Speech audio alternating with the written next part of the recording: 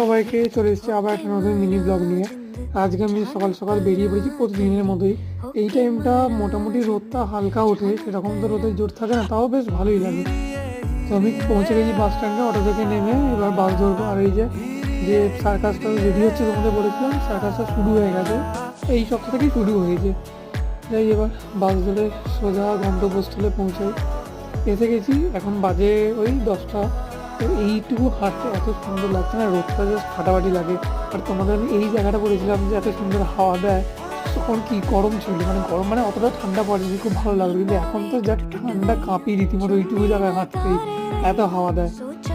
Finally আজকের দিনের মতো ওভার। আর দেখো ক্রিসমাস হচ্ছে, গোটা শহর একদম আলোয় সেজে উঠছে।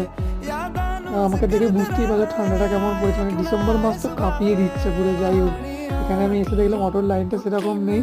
চলো তাহলে আজকের দিনটা এখানেই শেষ হলো, টাটা।